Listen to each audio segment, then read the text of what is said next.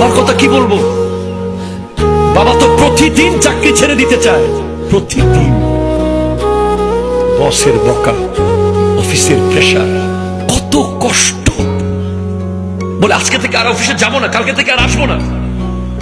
আবার বাসায় এসে দেখে ছেলের পরীক্ষার ফিস, মেয়ের বিয়ে সামনে, ঘর ভাড়া, বিদ্যুৎ বিল, পানির বিল।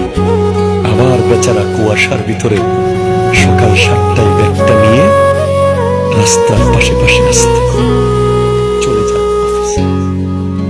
মা 10 মাস 10 দিন পেটে রাখে, বাবা 25টা বছর ব্রেইনের ভিতরে ঢুকিয়ে রাখে।